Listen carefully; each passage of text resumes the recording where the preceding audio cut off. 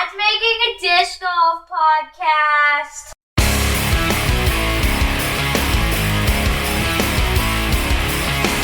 Thank you for tuning in to the Intentional Disc Golfer podcast.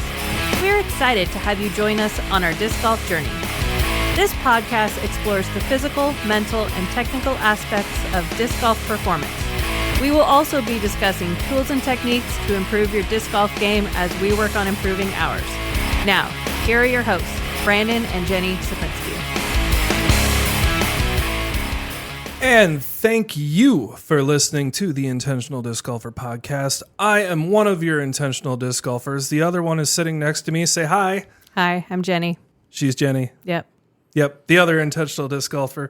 We are here recording this on location with a very special guest that we will let you know about later. But while we're at it, you can become an intentional disc golfer too. All you have to do is like, subscribe, follow, smash the subscribe button. I already said that. And tell all of your friends about us if you want to improve not only your personal well-being, but also your disc golf game. You can also find us and our family on our disc golf adventures on Instagram or Facebook. Our social media is Sapinski Disc Golf. That is CZUPRYNSKI Disc Golf. That is Sapinski Disc Golf on Insta and Facebook. And you should hit us up, send us a message, send us your address so we can send you one of the last few remaining first run of our disc golf podcast stickers. That's right. Intentional Disc Golf Stickers Season 1. We are almost out of stock, getting ready to reorder those with some different color scheme or maybe some augmentations of some sort. Yep, Season 2. And we'd like to remind you that this show is made possible by listeners and disc golfers such as yourselves. So if you would like to support the show, be a sponsor, or have a topic idea that you would like us to cover, or even book us for a live event, we're capable of doing that now. Come down to your tournament, play some music, and record a podcast at your live event.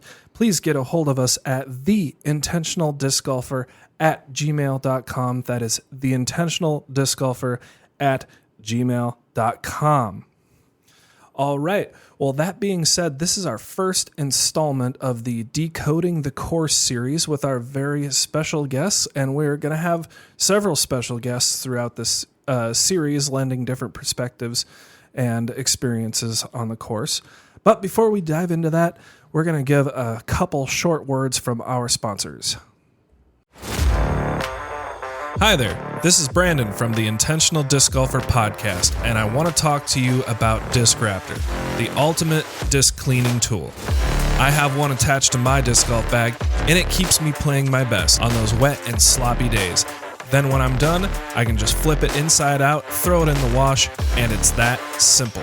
Disc Raptor is made from tough materials for durability, but its microfiber and soft scrubbing insides are gentle on your discs. Disc Raptor is also a U.S.-owned and operated company. I've spoken to the owner, Colin, personally, and this is an entrepreneur that you can trust. Get yours today at discraptor.com. That's DISCRAPTOR.com. Disc Raptor is a proud sponsor of the Intentional Disc Golfer podcast. Hi, this is Jenny from the Intentional Disc Golfer. Want to improve your putting game? Well, so do I. Target Putt is the best way to help you get better at putting.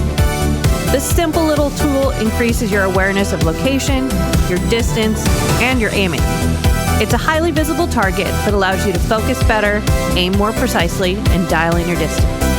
For less than the price of one disc, you'll have a durable target that you can use wherever you practice. It's really easy to use. Clip it on, step back, and start making better putts. Unclip it, clip it to your bag or cart for future use wherever you go. We all know that you drive for show, but you putt for dough. Have better rounds, better scores, putt with confidence, and finally fix the putting part of your game. Try Target Putt. Make every putt count.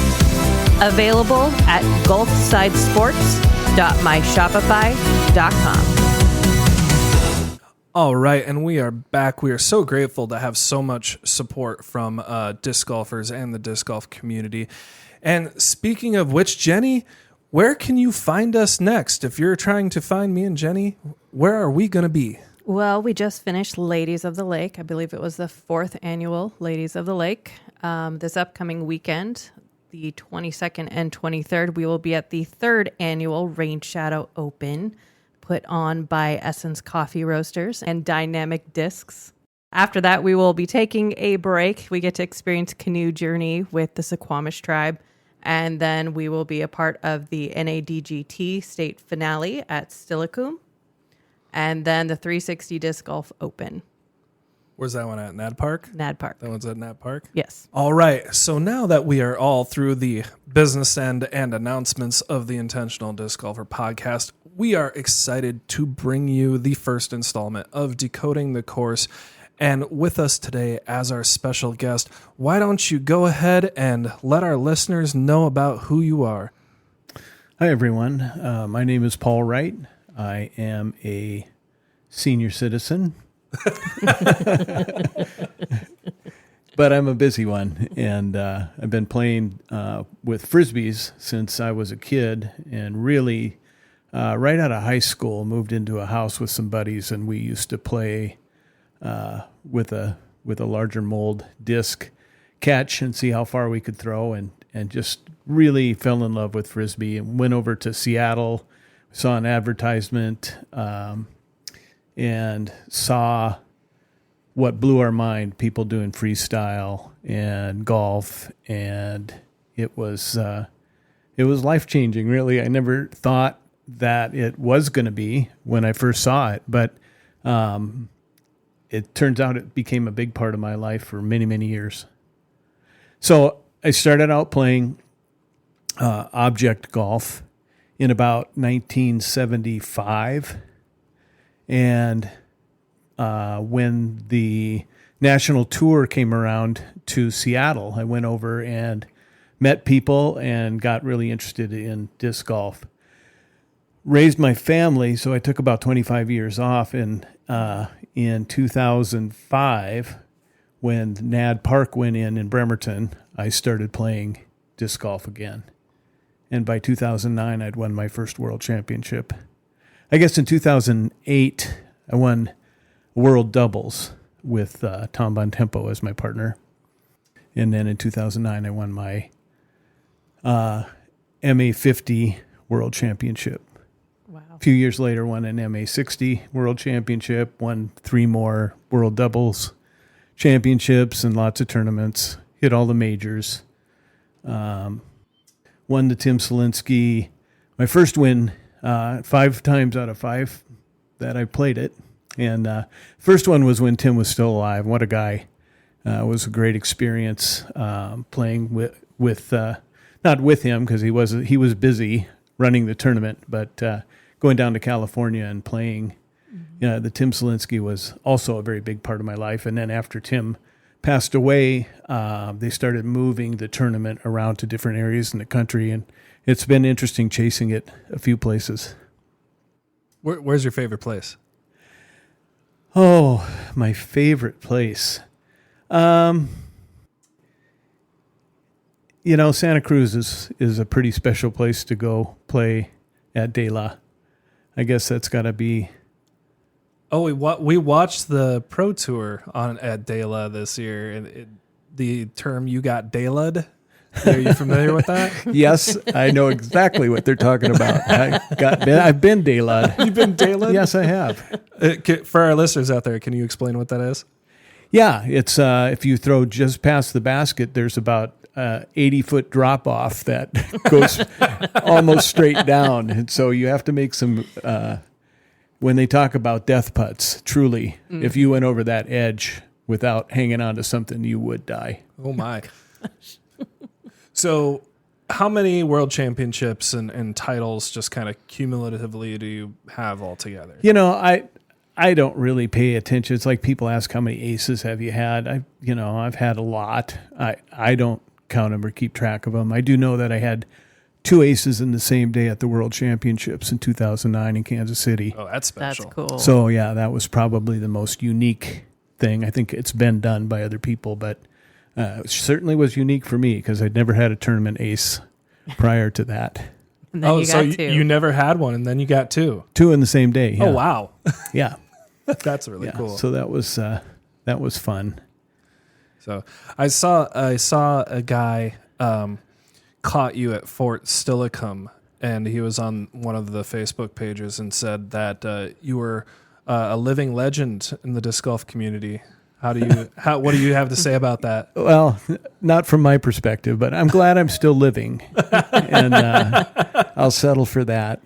Yeah, I've worked real hard to try to be a person that contributes and brings something to the sport. It's given a lot to me, and I hope that I've been a good steward of the responsibility of giving back and growing the sport and helping people and putting in time. Yeah. Excellent. I think you really have. I mean, you're the course designer for the Chief Kitsap Academy course from the Paul Macbeth Foundation. So that's one way that you're definitely giving back to our local community, for one. One of many courses. Yes. Yeah, I've been staying busy. I like it. I put myself in a good position. I've done a lot of things that have made me valuable, and I'm willing to give of my time and myself because I know it's about more than just me. There are a lot of people out there that could benefit from having an activity that's healthy and good for you and really fun. Awesome. Well, we are super happy to have you on the show. Do you have anybody that you want to shout out to or any mentions you want to make? Well, first of all, I want to thank Innova for being my sponsor. They've been great to me over the years, and I really enjoy their brand and hope that our relationship lasts for a lot longer. Also, the biggest one is the Builders Club for the Paul Macbeth Foundation. It's so important. The work that is being done through the Paul Macbeth Foundation is so fantastic, and I've had a front row seat for that. I've traveled to 8 different countries and done some work with design. Some of the places it's just supporting the people there that are designing their course and making sure that it's safe. Safety is the number one concern for any course, I think. But in the Paul Macbeth Foundation, we are really very, very safety conscious because we're bringing the sport to a lot of different places, but most of the places have never even seen it. And so to put them in an unsafe area, we can travel the United States and see courses that just shouldn't be in places where they're competing with other activities going on or, just poor design, bad tee boxes. There's a lot of things that need some sort of person to come in and be honest with them. And so going in and doing that at some places and doing a straight design or supporting somebody. I got to support Avery Jenkins while he designed a course and in Montenegro, and it was great. I mean, just spending time with Avery is such a great guy. And the Paul Macbeth Foundation in general has been great to me. Being on the staff there, we have so much support from the board of directors. We work together really well. The staff are all, fun people, but very serious about growing the sport and bringing it to places in the right way, in a safe way, but also being able to come alongside them and help them in any way we can. Mm-hmm. We'll talk more about that when we talk about course designs and how they can change in different places. It's a different set of rules when you're building a course in an area where they can't go get discs if they lose them. Yeah. Like Dela. Yep. No, there's plenty of golf shops. You can go buy another disc at Dela. Yeah. You may not get that one back. What's the joke that we have is we lose a disc and we're like, what time does the pro shop close? Oh, yeah. Yeah. Or hope you didn't like that disc. Yeah, the kids, that was a huge thing at Chief Kitsap. The kids are like, what? I don't get another disc? No, you have to go get that one. So no disc left behind at Chief Kitsap. Yeah, I found some. I think I talked the last time we talked about finding a couple in a very difficult to get area, and the only reason I was in there is I was going in to get my disc. Yep. And well, that's a common problem everywhere. It's just the problem is much larger when you get into areas where they have no chance of going and finding another disc somewhere. Yeah. I mean, if you're in Uganda and you lose your disc, you've just retired from the sport. Well, That's weren't you true. saying that your Uganda course that you were working on, isn't that built on like the side of a mountain or something like that? Yeah, that's the newest course. That's the one that going in to install in November, and it is in conjunction with Fighting for the Forgotten, another nonprofit that we are. They're kind of sponsoring us into this very unique situation where we're serving a population of pygmy people that have been treated poorly for their whole lives. And Fighting for the Forgotten has gone in and built just a wonderful, they purchased 50 acres and put housing on it and teaching them to raise plants. And yeah, you could do a whole podcast on these guys. So don't get me too started because I fell in love with these people. And we found just enough space that was flat enough to be able to put in a 9-hole course. And so we're going to install that in November, early December. But yes, they could throw one and never find it again there. You could end up finding gorillas with discs. You or could. something, You're not too probably. far from where they are. Yeah. Really? Yeah. That's amazing. So they got moved off of their property to make a home for the gorillas. I mean, So Those were they previously like down in the Congo somewhere, or no, that's a different set of pygmy people. Yeah. These are the Batwa pygmy people that we're talking about. But in Uganda, they were a nomadic people. They were hunter-gatherers. okay. And so they never lived in one spot. So for people that were living inside the park that they closed so that the apes could live there, they provided property for those people, but they never provided anything for the Batwa because they never had any. They just moved around, and there's no place to move around and live like they used to live. So they ended up living in the slums. that's fascinating. It really is. It's sad. It's sad, but the story has a happy ending because They have disc golf. well, they're really excited about that, but they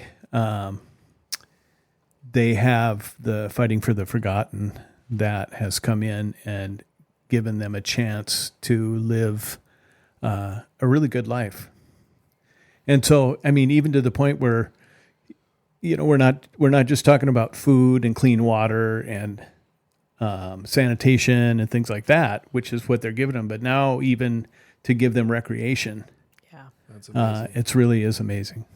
So do you have contact information? Like, how would we get involved? If one of our listeners wanted to do more, how would I reach out and contact these people? Well, I don't know how you can go online and look up Fighting for the Forgotten. Justin Wren, he's a retired MMA fighter and just a sweetheart of a guy that just has a heart for the pygmy people. They call him the Big Pygmy. He's big pygmy? like a giant.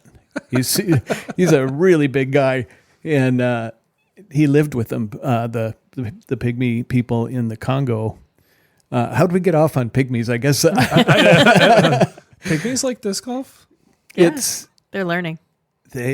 When we pulled out the basket and the disc, I didn't have a chance to explain anything. They just started throwing it, and one of the guys made like a really long putt and did a cartwheel and was jumping up and down, and it was just like, I looked over at the people that were with me and said, I think they get it. Yeah. Yeah. Well, that's awesome. Now, you said something earlier that really got my wheels turning. Is you said that you've experienced a lot of different courses that should be, courses that shouldn't be, safety concerns, different design aspects. And so as a course designer, former player, well, still player, but what makes up a good course? What are you looking for as a course designer? So, yeah, I get asked a lot, what's your favorite course? And I think that I know everybody wants a straight answer, so I say De La.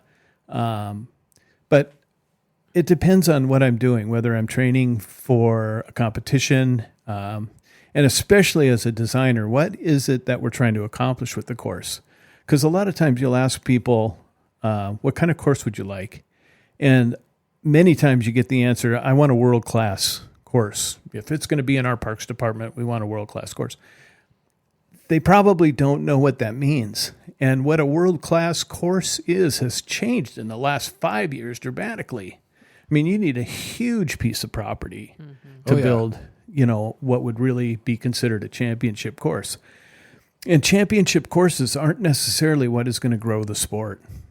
Yeah. I mean, it's a part of the puzzle, but it's kind of the end piece. You have to have a good base of courses that are fun to learn on, that stay interesting, and teach people how to throw different shots. And that's what I look for when I'm building courses with the Paul Macbeth Foundation, or designing courses, or helping people design courses, whatever my role might be. I am trying to make it so that people are not discouraged the first time they play it. And yet 5 years later, if they're still playing the same course, which most of them will be, it's still interesting. And so that's a big challenge, depending upon the piece of property and the discs that they can get. Fortunately, there have been a lot, disc manufacturers have been very generous with discs, and we do provide all the places with lots of discs. But distributing the discs to people, as time goes on, is going to be, the sustainability. We've talked a lot about how are we going to sustain these courses. It's not a matter of just going in and putting a course in and saying, oh, look at us. It's about really growing the player base. And, Paul Macbeth has been talking a lot about just affecting one life.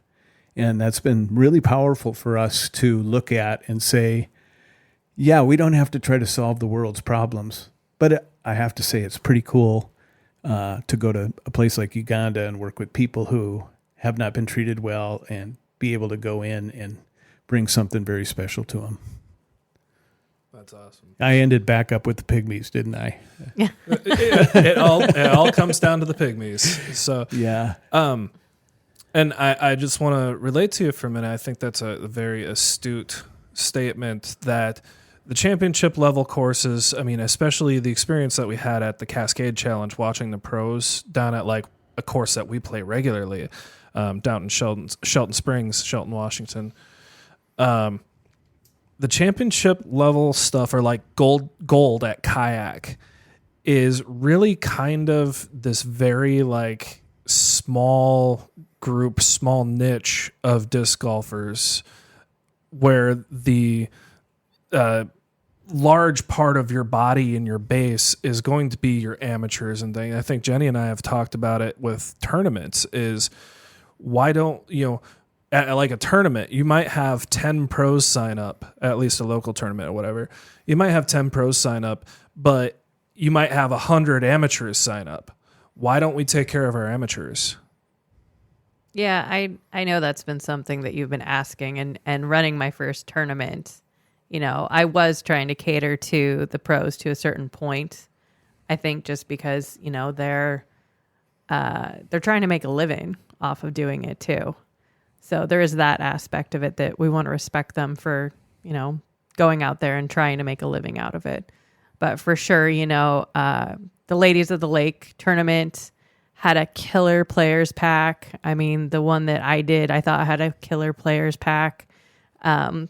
So definitely taking the time to honor your amateurs for showing up. It goes a long way and makes them really want to go to the next tournament, especially if it's a series of tournaments. So taking the time to focus on those amateurs. And what you were talking about, Paul, for you, it was the pygmies. For me, it's watching all these people showing up now at Chief Kitsap at this property that hasn't really been used for much. And just yesterday I was out there, and this family with these little 2-year-olds were out there, She was pushing her stroller around, and I watched this little kid run up to, I think it's 6, and he's got his disc in his hand. He runs all the way up and just slams it right in and is so excited. And I also had Junior, our maintenance guy, tell me that some of the golfers, they got their discs because I had so many left over. I gave some to admin, and they got discs, and they're coming out and learning how to play too. And so they're relating it to their golf course that they have, the White Horse Golf Course. So it's really cool to watch them grow and see a whole bunch of other people out there and just see how big this community is. Because we even have a guy who rides the bus from Silverdale every morning. He's there at 5:30 in the morning to play disc golf, even before Junior gets there. You know, that's such a great example. That course, I love that little course. You know, it's 9 holes, but we did some really good planning and discussion before I started the designing. I was familiar with, I'd walked the property quite a few times, but I hadn't started designing the holes. And we talked about keeping some holes in the open so that you could send kids out during school and still keep an eye on them. And yet, you know, we needed to use some of the wooded area to bring some interest and some shot shaping into the course. And the keeping it simple, but it's going to stay interesting. It has interesting shots. It forces people to make different shots. I you know, is it the best course I ever designed? It's the best course I ever designed for that piece of property. Yes. So you know, all of the courses that I'm involved with are my babies, and they mean a lot to me. I went and played one of the first courses I designed a long time ago. I co-designed it with Tony Beckett, and Fredrickson is the course I'm talking about. And I really don't like some of the holes that I designed there now. I mean, I've grown. Well, and looked neither do we. Yeah, I was going to say. Yeah, thank you. That's our home course. Course. Yeah. And yet, when I was done, I had a great time. I hadn't played it in a long time, but I went, wow, I've come a long ways as a designer, because I would redesign some of those in a heartbeat. And yet I have people come up to me all the time and say, Fredericks is my favorite course. It It's is like, a great course. Yeah, It is a great I course. feel bad for you. Well, as long as we got you here, I've got pretty much every other hole kind of figured out, or at least close to it. What's hole 18 about? Can you... On Freddie? I mean, do we go down to the road? At Freddy's? Do we go down the gully there? Do we try to, hyzer it around the top of the hill? All right. What's the plan? When you said there were things that if I didn't want to talk about them, I didn't have to. No, actually, that is not the same hole that I designed. There's several of the holes there that have been redesigned by someone. Now, I'm not sure who it was. But I was really just referring to the ones that I designed. 18 is, I think it's interesting. I think they probably improved upon my original design, but it is, it's one of those that, you curse the person who designed it, because everything rolls away there. I don't know what about, I think, I think that, have you ever been to North Dakota where everything rolls uphill? You ever stopped at one of those places? That's my old stomping grounds. Yeah. Well, that's one of those places where every disc you throw rolls away. Oh yeah, I've played a couple rounds in Fargo. Yeah. Yeah. You ain't kidding. They roll. Yeah. Yeah. Well, they roll at Freddy's too. Yes, they do. Yeah. But again, I'm not ashamed of that. That's a tough piece of property to design on, because it's so steep everywhere. There's a lot going on there. There's a lot going on there. And just for those people out there, it's really steep through the first 3. Try the next hole. Don't give up on 3. Like, keep going. It gets better. Yeah, don't bring your grandpa out there to play. Or your stroller. Yeah. Yeah. Well, we were out there, 2 nights ago? 3 nights ago? And we had the pleasure or the privilege of seeing a guy hit his first ace. Oh, wow. On the whole, we were standing on the tee box of 8? We were standing on the tee box of 9, and he aced 8. Yeah, so the basket's right behind us, and all of a sudden, boom, and all these, yeah. I'm sure I saw it on Facebook because everybody posts Yeah, theirs. they do. Everybody's Facebook, on yeah. Facebook.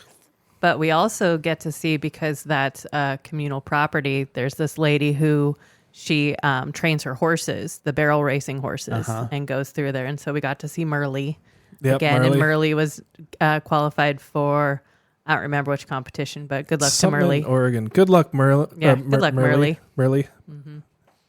I almost said Merlin.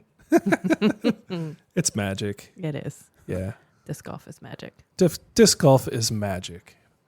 Right, Paul? It is. It is. It has been very, very magic for me. So when you're designing a course, do you try and pick like one thing that's kind of like your iconic hole for that course? Or like I'm thinking of the PCS where they had that tractor at the end that they decided to put a basket on. Or the big archway with the axe and the sword. Yes. Yeah. What I do is talk to the people who are going to be playing the course or whoever owns the property and find out what they want. It's not about what I want. It's about what the people want for that course. What are they trying to do? And then, if I have to talk them off the ledge because they want a world championship course and they have a 3-acre piece of property, you have to kind of let them down, gently and say that's not going to happen here. But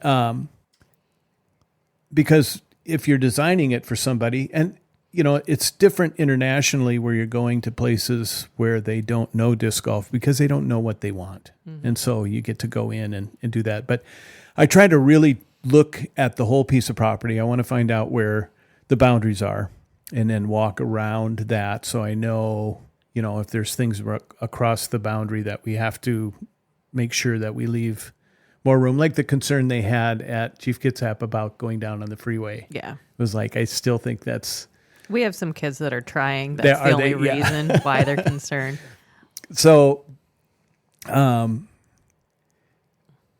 finding out what they want is the first, and then looking at the property. And yes, I look for amazing stuff that's already there. Trees that are interesting because of their shape or their size or their location. Anything else interesting about the property? I mean, sometimes you get properties that don't have a lot of trees. They have rock formations or something like they had down in, the first one that they did in the Paul Macbeth Foundation that I didn't go down there. I think. La Paz. Yeah. Yeah. Where they have, interesting rock formations and things like that you play around. And I try to incorporate that into a tee area or a hole area. And then if you bring in things that are interesting, I designed a course here this last year up by Deception Pass on Whidbey Island.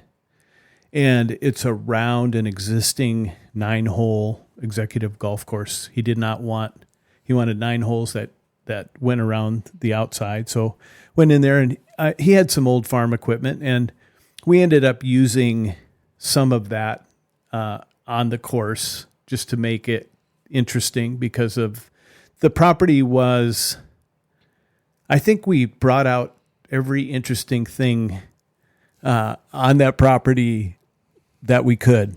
And the owner was really happy, and I was really happy with it. And the people that are playing it, they're playing tournaments out there now, are really happy because we ended up putting 9 holes on the golf course that it's only used for tournaments. And I decided to follow the 9-hole golf course with the 9 that are on the golf course. Really interesting piece of property. If you didn't follow the course, you could make you could make a more interesting course. But what they've found out is that they can keep both the ball golf and the disc golf open at the same time, and it really isn't interfering because the flow is the same. And so Awesome. Part of me really wanted to take that piece of property and make some holes that were more interesting, but then they would never get used except for the tournaments. And now it looks like they're going to be using it for both. I don't know that they've kept it open. I know they have kept it open. I don't know if they will continue to do that. But again, just trying to the owner did not want the disc golf to get in the way of the ball golf because it's primarily a ball golf course. But I think he's finding out now that the disc golfers are pretty dedicated to their sport. Yes. They're coming in much. and playing a lot. Oh yeah, for sure. Yeah. I know the tribe's pretty excited too to hear how many people are playing disc golf. Yeah, and I hear that there's been 2 aces on the course now. Yep. 2 aces so far. There'll be more. One lady, one guy, and I know everyone's trying on number 9. That's their goal. And that's what I love about that course is that it's short enough that you can get that ace, but it's long enough that it's not easy. Like you're not guaranteed to get it your first time. Yeah, and that's so funny because hole 9 is the one I struggled with the most because I had 2 different designs. I had the short one coming back and leaving you at the top of the hill, or the long. There's enough property there to have a long shot off the top of the hill that went around the corner for a difficult finishing hole. But then it's a long walk back after that, and I ended up settling on the short one, and I think people are really enjoying that hole. And I can tell you one of the teachers, Jeff. So we went out with Jeff and Hank. Jeff is our English history teacher, high school, and Hank is our middle school science teacher. Shout out to Jeff and Hank. Yeah. So Jeff was like, oh, let me show you my hole 6.5 because I go from this tee pad and then I go to that basket. He's like, and I go from this tee pad, this is like 7.75. And so there's enough there that you can pick a tee pad. And that big open place, you can pick any basket you want to go for. A little bit of safari golf type of thing. Safari golf. Yeah. So when you're walking the property, looking at these different lines and things, or the different features on the property, what's going through your head as far as design goes? Like, what are your favorite tricks to play on players? What do you like? How do you figure out what line or what window you're gonna, or like say if it's an area that has many options, how do you incorporate all those different options into one hole? Well, I always play the dirtiest trick there is, and that is put just a dead straight shot on the course because that's the hardest shot. It's what a rotten thing to do to people is to make them be able to throw straight. Or like put a power pole right in the way of a dead straight shot. Who would do that? Oh, I know. Thanks, Paul. I actually watched someone hit that the other day. Yeah, it was one of our kids. Just yesterday. That was such an easy dirty trick to do. I know. And it only takes up 1% of the area you would try to throw in, but so many people. Well, it's mostly empty space. Yeah. Yeah. I mean, mathematically, statistically, like it makes sense, but you always seem to find that one lone tree or pole. Yes. Well, it's all about that mindset. Sometimes that's all you have to work with. So you make the most of it. You figure out how far away you set up from it, and you figure out what angles, and you try to make it fair for lefties and righties. Yeah. Right exactly where your disc starts to tip up and go straight. That's where you put it. So yeah, I am against artificial out of bounds.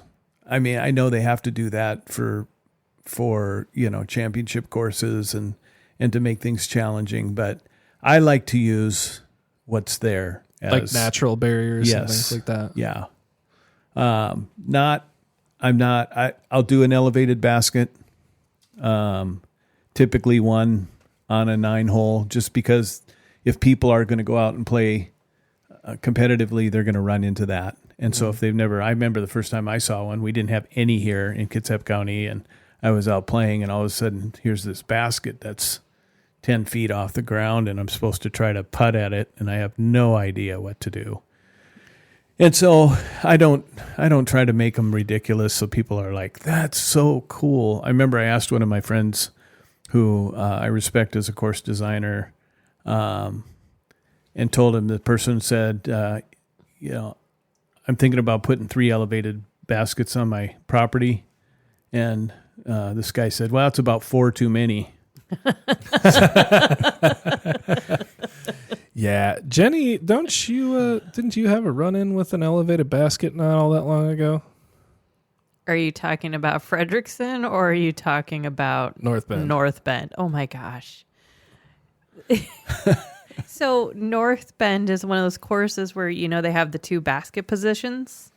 And so we did 3 weeks of tournaments at North Bend. It was and a grind. It was in the elevated on this stump, but then it was like elongated too. And what'd you say, 6-7 feet off the ground? I don't know. Probably I can more, barely reach it on more my like toes 8. to get to the bottom of the. Probably more like disc. 8 feet off the ground to the bottom of the basket. But I threw it in the first time from like way far away, and that one went in. Next round, I threw it and it rolled. And then I went to lay up against the stump and it rolled. And then I'm standing under it and I can't even just tippy toe it in because it's so high. So then it rolled. And Yeah, it's everything I get at Frederickson too. If you look at the window behind you, I put an elevated basket down below so that I could practice. I was going to ask you. I was like, is that where you practice your elevated? Yeah, I put a little putting area down there that forces me to. Oh no, she's practice. still putting. Yeah, you're not the first person that's the one thing that I went out today and went, yeah, that wasn't good for me, but I still had fun. Yeah. Yeah, so I don't, people want to do unique things and sometimes they end up being kind of silly.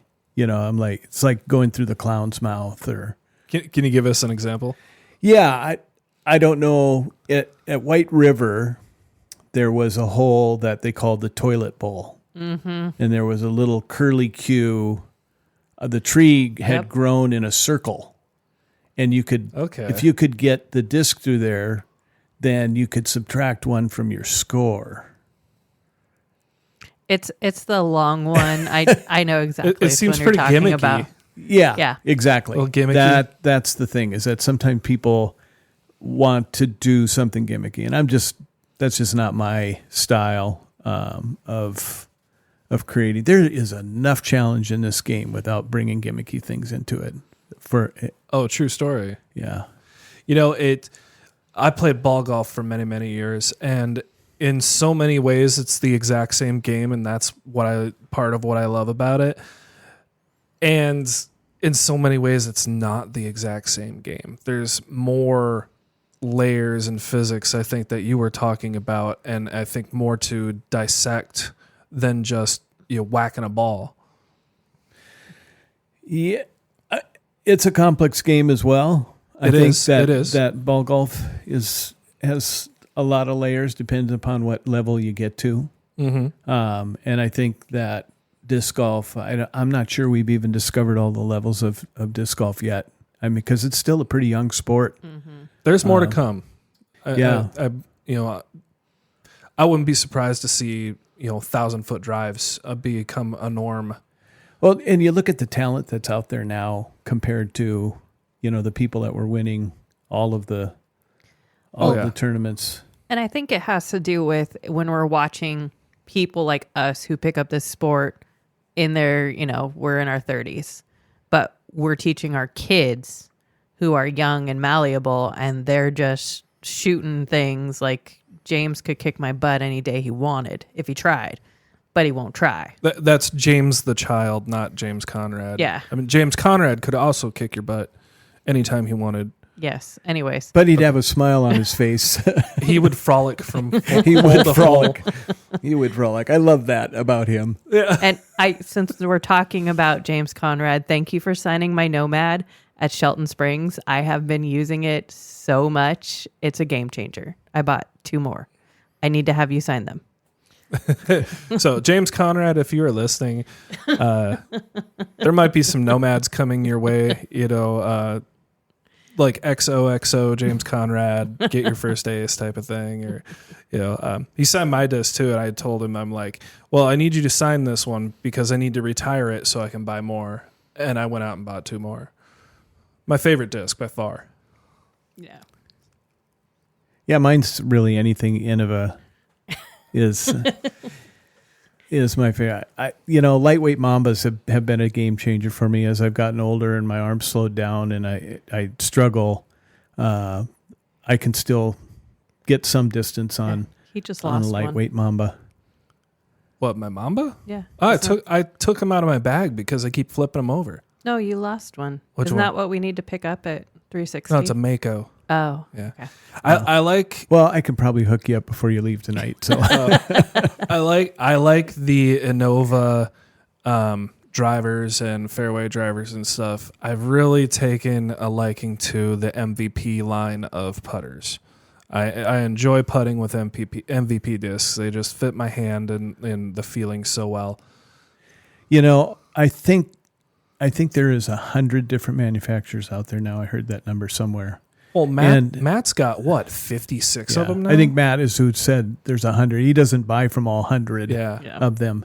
We're talking about Matt at 360 Disc Golf. Shout out to 360 Disc Golf. They are the best pro shop in the world, well, at least in the Pacific Northwest, and they're right in our backyard, and they treat us really well. So Whoop, whoop. go Yeah. see them. Yeah. Yeah, absolutely. Yeah, maybe I should make you go buy that Mako. He's already got like a direct deposit and everything. It's just Oh, right is that there. right? Yeah. Yeah, my paycheck just transfers automatically to Matt's bank account, and I just go in there and pick out whatever I want. So I wrote an article about disc golf in the Pacific Northwest, and I described a lot of the courses coming from Oregon all the way up the West Coast, all the way up to Canada. And it was like 5 or 6 pages in there. And I talked about disc golf, where to resupply your discs if you're going to take that trip and you're going to lose discs at De La, so then you can stop. And somehow when I sent it in, and I had written a really nice description of 360 disc golf and how great they are here. Mm-hmm. And somehow in the final edit, I left that out. So my own disc golf thing, I really did them a disservice by writing this article and not putting them in there. So I told him I was sorry. I'll just say it again. I really messed up. I'm sure he's fine with it. Paul Wright tells all. Yeah. Remember when I said I was an open book? Yeah. BC Construction Services is dedicated to growing the sport of disc golf. From sponsoring tournaments and events to volunteering with the Paul Macbeth Foundation. When you hire BC Construction Services for your project, you are supporting growing the sport that we love. Get a free quote now by contacting them at bcconstructionnw.com.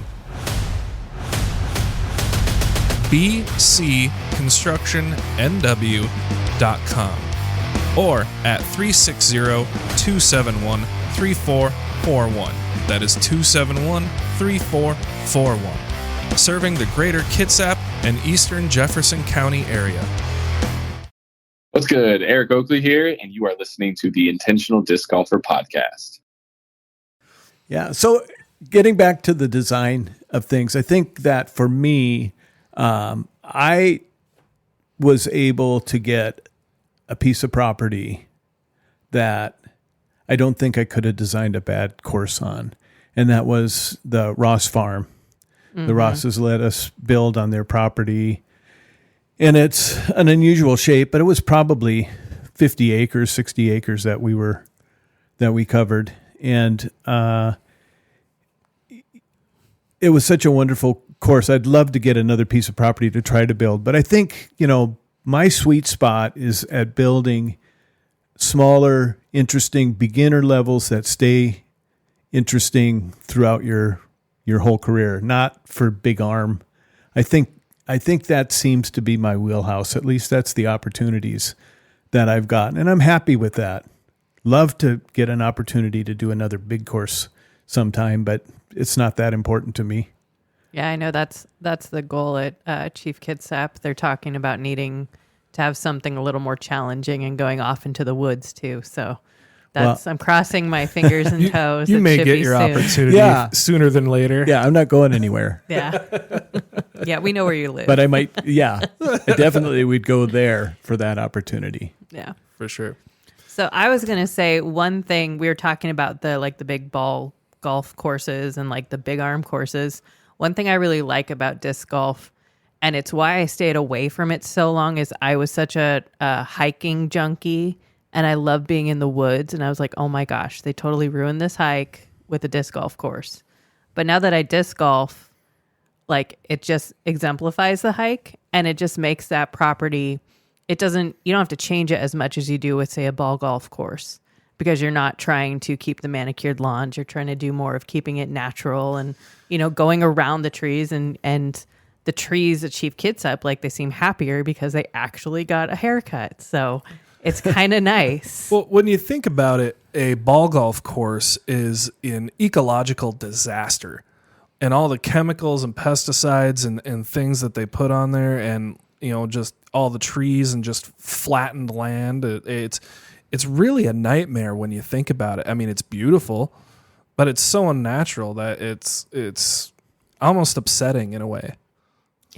Yeah, the ground compaction that happens with disc golf is a shame, because it is the one area that we have to be really cognizant of.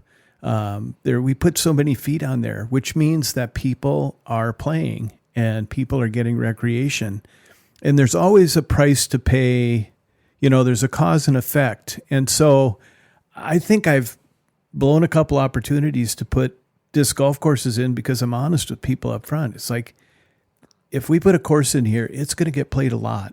Mm-hmm. And you put, 100 pair of feet on here every day, there's going to be some wear and tear, but we're very conscious of the water runoff, which is the compaction and, hurting the underlayer, that there is some damage, but you can mitigate that if you go in with good planning. So it's got to be an important part of planning a disc golf course is when you're, people will say, why didn't you use this opening? And typically I can give them the exact reason.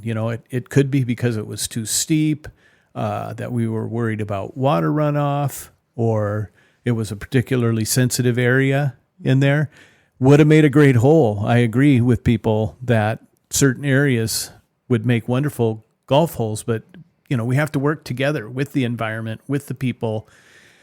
And so sometimes people back off because of that, but I don't feel good not telling people, because I know this sport and I know when we're on a piece of property that's going to get a lot of play, and we have to be upfront about that and be proactive and intentional about what we do when we're putting in these courses.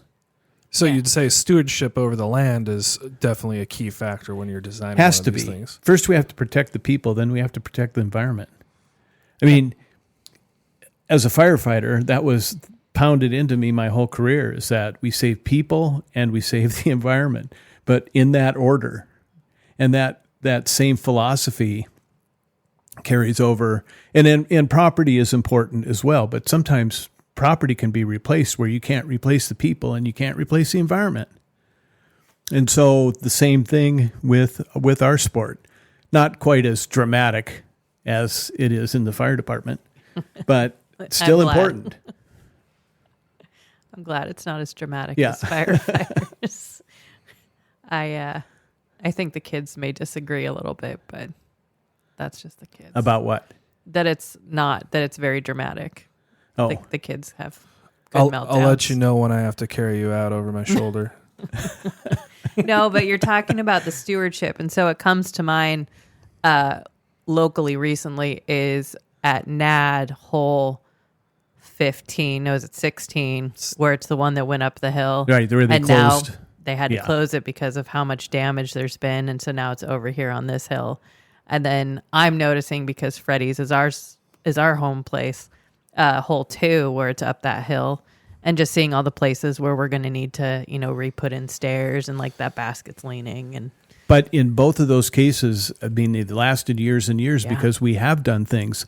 We put burlap down over that whole hillside at NAD years ago, but we didn't keep up with it. Mm-hmm. And then we put in tiers so that the water runoff wouldn't destroy it. And over time, those have rotted. You just have to keep up Yeah. with all of that. Yeah, we've got Jack Lorber is a local guy that just does tons of work and really has a great eye for the areas that are getting compacted and are going to need the work, and he's done a lot of it ahead of time. We need a dozen Jack Lorbers around. Yes.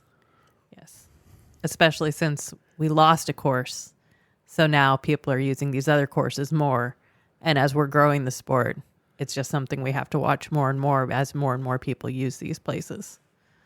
Yeah, we lost 3 courses. Yeah, that's right. Yeah.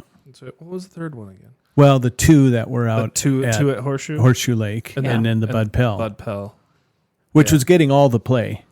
Yeah. Well, I was talking to Jenny the other day. I said, if Bud Pell had not closed, that's probably where Silver Series would have been, because we have a far up in Kitsap away. Shelton's great and all, but Bremerton, Silverdale, this area, we have far more infrastructure, far more restaurants, things to see. It's, all around kind of like a more attractive place, especially for something like the Silver Series or even the Elite Series. And Bud Pell would have been the place to do it. Yeah, I would have loved to seen it, but good on Shelton for getting ready and doing the things. They did a lot of work to get ready, and they really killed it. They've really impressed really me did with well. how they've come together as a group. They've always had a group of very dedicated people down there, and I really admire the leadership. Even though they've gone through a variety of people, everybody's kind of picked up around them, and they're not a lot of people that bash the other guys. They just take it and run with it, and they've done a really great job. Well, and Shelton's killed it. They killed it, and the Mason County Disc Golf Association, they nailed it. The course was pristine, beautiful. Everything was cleared out, cleaned up. It was really a pleasure not only to be a part of that whole process, but also see how the pros and everything reacted to it. And there's a lot of positive outlook that they're going to be there next year again, possibly even an Elite Series. Yeah, that's part of their goal. But they do something that I haven't seen it at our local courses, is that they have a person who adopts each hole.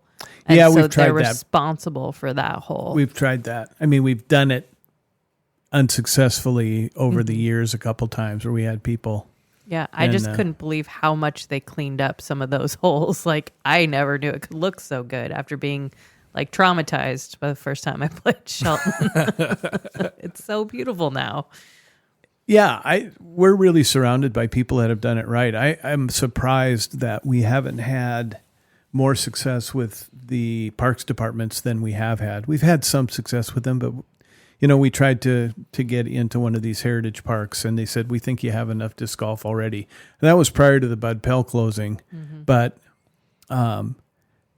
we didn't have the numbers to prove to them. And so we've done better at that. And certainly having UDisc they're doing so many great things for the sport, and digging into places and increasing the communication so that things that have been successful in one place can be replicated in other places, and to help us grow our sport. Because the only way we got disc golf in Bremerton was because they didn't like what was going on in the wooded area, and they were looking for anything to try to get the activities kind of run people out of there. The debauchery. So I would say that's a fair trade, disc golf and lower crime or whatever they're doing back there.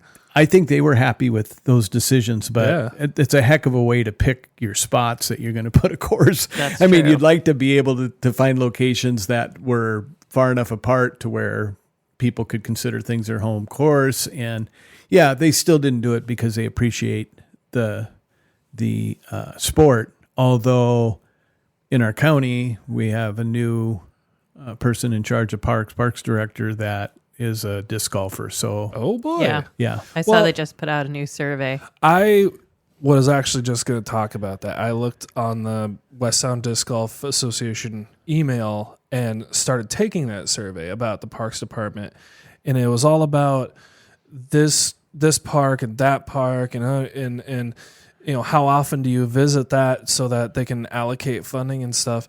And I'm sitting there scratching my head. I'm like, I visit none of these places because they don't have a disc golf course. Right. And if they had a disc golf course, I would be there all the time. And so I really do think the county and the heritage, whatever, and whoever's in charge of that needs to get on the ball with the disc golf movement, because it's also a huge part of the vacation and tourism economy. And we are so blessed here where we live because we were talking about this the other day. We're literally within an hour of about 10 intermediate to world-class disc golf courses. 1 hour every direction, and we're there, and it's something special everywhere we go. Yeah, we're like an hour and a half from rated like 1 through 5, it seems like. Well, 2 years ago in the UDisc, Bremerton, Silverdale Bremerton area was considered one of the top 10 disc golf destinations in the country. Oh, yeah. Well, and if you've traveled much, I've traveled a lot. I've played courses all over the country and now all over the world. That's a lot of competition out there. There's a lot of places that have multiple courses, but ours were always, you didn't walk onto a West Sound Disc Golf Association course and not find good signage. Yeah. You could follow them. I mean, there were a lot of things that we caught on to early and said, you know what, we want people to be able to, our courses changed a little bit, so we didn't have the big signs that you could take a picture of and follow. But if you walked out and found hole 1, which was usually marked very well, there we had arrows, we had signs, we had, worn areas. And it's interesting that you bring that up because years and years and years ago, I mean, I dabbled and went out every once in a while with a couple friends that were like, hey, let's do this weird, quirky thing. And I think it was either at Bud Pell or at NAD. I played them both a long time ago. But we got into like maybe hole 6 or 7 and we didn't know where to go. And so we just ended up playing like 5 or 6 holes and then giving up, even though we were having a blast because we didn't know how to navigate the course. And, there's 18 holes here. Where are they? And now the way that the parks and different courses are taking care of their things and how diligent people have been with the signage. Signage makes a huge difference, especially quality signage. Just hanging an arrow from the bottom of the basket pointing you which direction to go to the next tee box is just like brilliant. And it was years before we had that. It's one of my favorite things. It's just like, why did we not do that? Well, it was a thing with the space race. I always love this analogy is that the United States spent something like $10 million how to invent a pen that could write in outer space.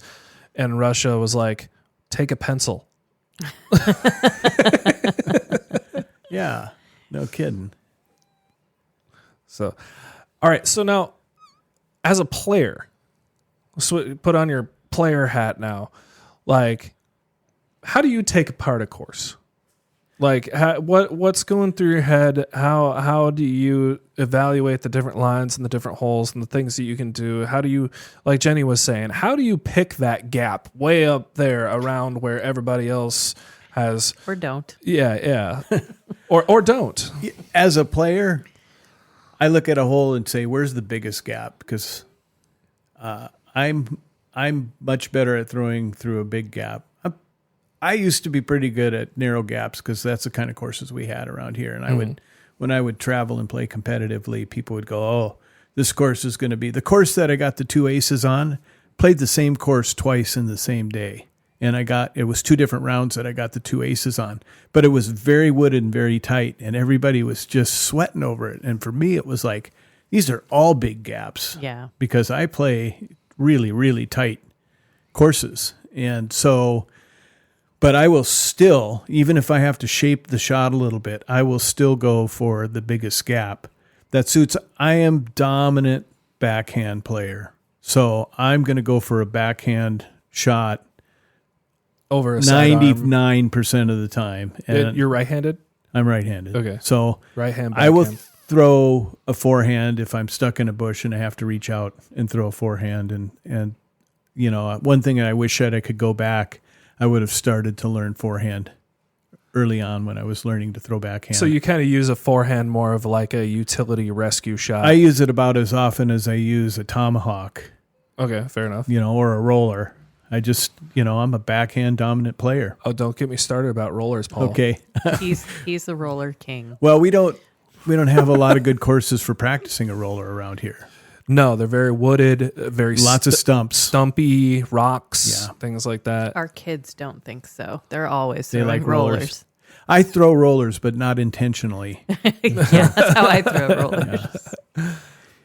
Yeah. So when I don't know that I take apart a course. I usually look at it and think, what was the designer trying to get you to do here? Mm-hmm. Because I think, it's so funny being the intentional disc golfers that I think if we had more intentionality in all aspects of our life, that you're happier. I try to be intentional about what I do with my time, and I try to be intentional with, how I treat my family and those things, as well as be intentional when I'm putting in a disc golf course to try to make it be what it needs to be for that particular project. And so I go on the assumption that other people have done that as well. So when I look at it, I just think, I don't think how would, Avery Jenkins throw this. I think what's my best shot? What's the one that's going to be most effective here? Do you play percentages at all and kind of evaluate that? I'm not that analytical. I get up, I'm more of a feel, even in my design. I know a lot of people that design courses that are measuring everything and going, guys, that's too easy of a par 3. And then, they're analyzing the scores, which I think analyzing the scores after you have a tournament is a good thing.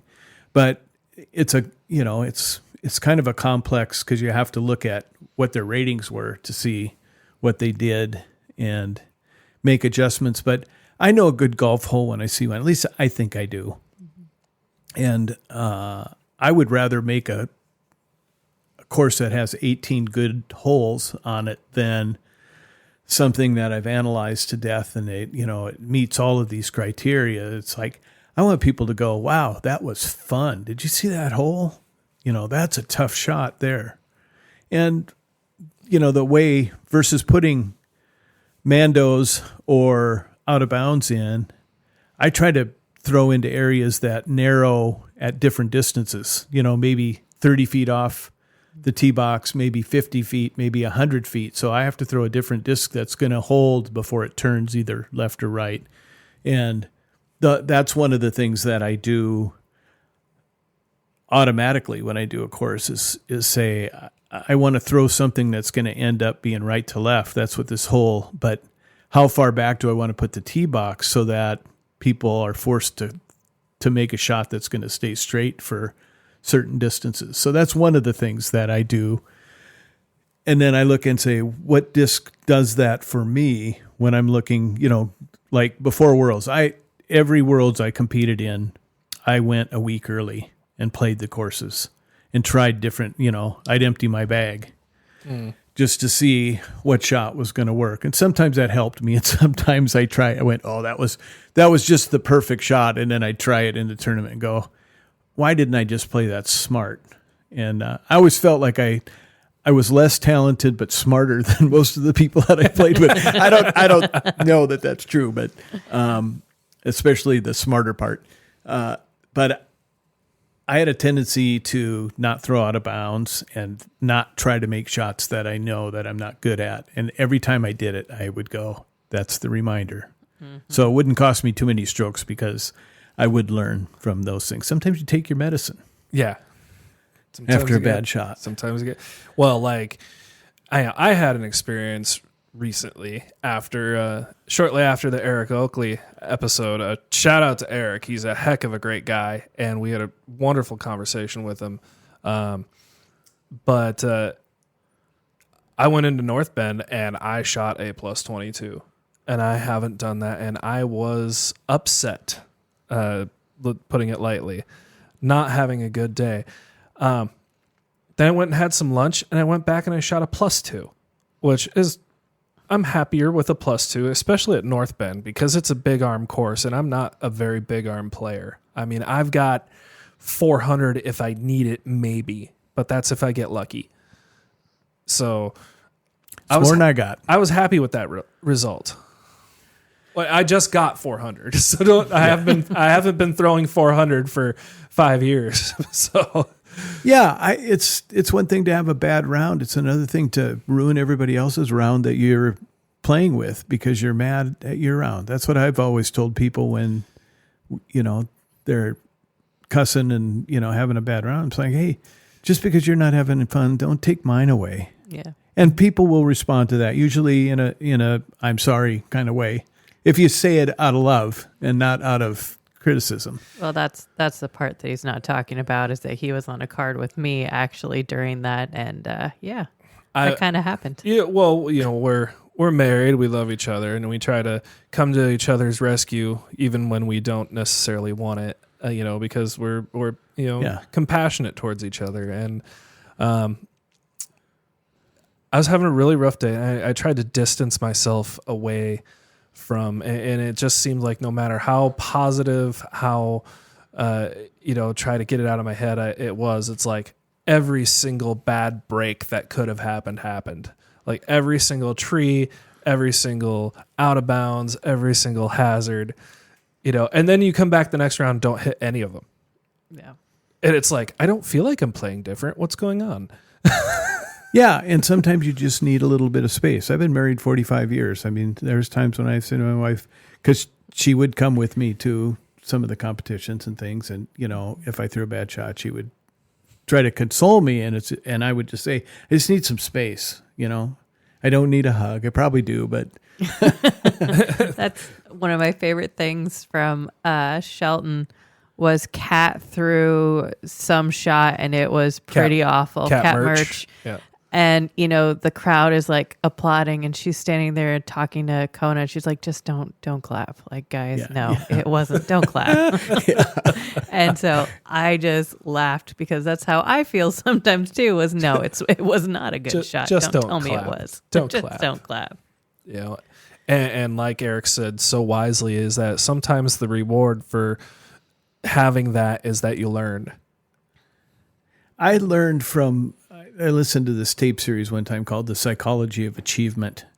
And the guy talked about when you're having a bad day like that, to just say to yourself, that's not like me. You don't claim that as even though I'm throwing that same crummy shot over and over, that's not like me. It's just an anomaly, and just forgive yourself. Mm-hmm. And that's been pretty powerful for me in my life because I make a lot of mistakes, but I don't own them. I mean, I own them if it means owning up to it, but it's like, that's not like me.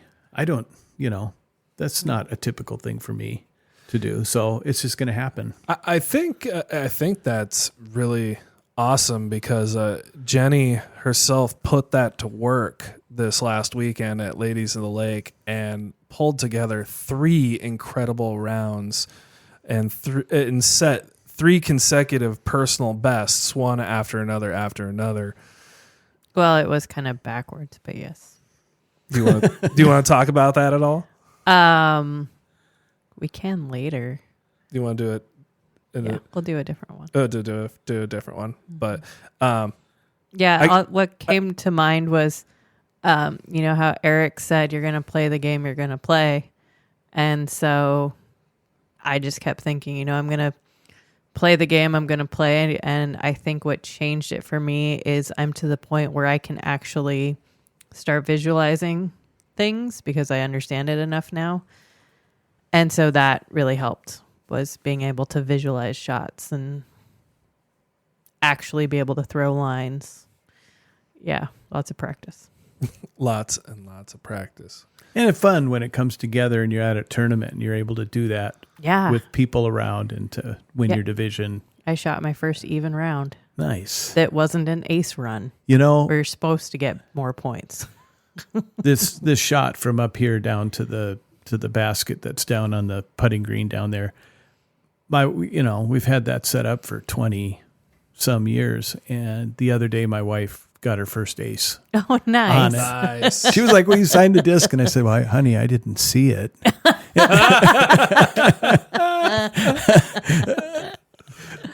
She goes, "Oh, you can take my word for it." I said, "I do take your word for it because she's been waiting and she's been, trying for a long time. And it's fun. I mean, it's just, I just love you get so teasing her. close. Yeah. So Yeah, cool. I got close we went to Rain Shadow, and it's 12 where you go down the hill and then off to the right. I've chained out on it twice. And like as many times as you played there, like the last 2 times we played there, she chained out twice. I was more talking about like your mindset, because I know like you had a couple rough shots, you had a couple things that went out of bounds, tough rolls, different things. You didn't make too many of those mistakes, but when they happened, you didn't let it bog you down. You were able to shake it off and get out of it rather quickly. And I know you well enough, being married to you, that I could tell at one point like where you were starting to kind of unravel a little bit, but then you pulled it together and still played one of the best rounds of your life. Also like 98 degrees outside. It was hot. Yeah, that was what it was. The heat was really getting to me. So I grabbed a cooling towel and lots of water and ate some food. And yeah, I feel like we're on the verge of a breakthrough here What's that? with this counseling session. oh yes, Oh yeah, no, we're almost there. Yeah. There's so many people listening that can relate, though. Is that Oh, for sure. If you golf with your spouse, you can certainly relate to the one having a difficult time, and then the other one, and how do we console each other? We're still trying to figure that out sometimes. Well, and that's women want you to tell them that, "Oh, I'm sorry that happened to you," and men just don't want to hear anything as a general rule. You stay away from me. that never happened. Just don't talk right now. Just don't clap. Just Don't clap. don't clap. All right. I think you need to start asking the wrap-up questions. Start There are- asking- Yeah, I there are don't- children. Well, I had one I really wanted to ask, and then go to the wrap up. Did I mention the Paul Macbeth Builders Club? Why don't you? I mention started that, Paul? to talk about it Go ahead. earlier, Yeah. and it's so important to me that people understand that You got all the time you need. Go for it. it's such an incredible program. It's where you commit to paying whatever dollar amount that you choose that's best for you per month to the Paul Macbeth Foundation to support the growth of the sport and the ability to go into areas all over the world and have our sport more recognized. I mean, it's such a good, every penny. We are so careful with our spending. I mean, I'm on staff there and I don't take a salary. I don't want to be paid because I worked my whole life so I could just enjoy doing something for somebody else, and I don't want to take pay for that.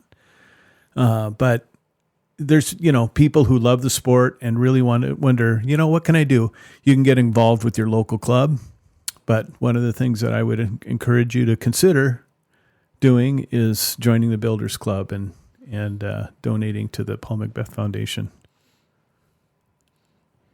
Well, I agree. I definitely know that this community has benefited from the Paul Macbeth Foundation being involved. So thank you to Paul Wright and Paul Macbeth and your foundation, and Zach. Zach, he's the operations manager, right? Yep. Yeah. And Dustin. And Dustin. I don't know who Dustin is. Who's Dustin? Dustin Leatherman. He is the director. The director. And he's an awesome guy. He's a great team builder. He's a wonderful leader. He's a great listener, super smart, and just the kind of guy you'd really want to work with in a foundation, who listens to other people's ideas and considers them, and is just a kind person all the way around.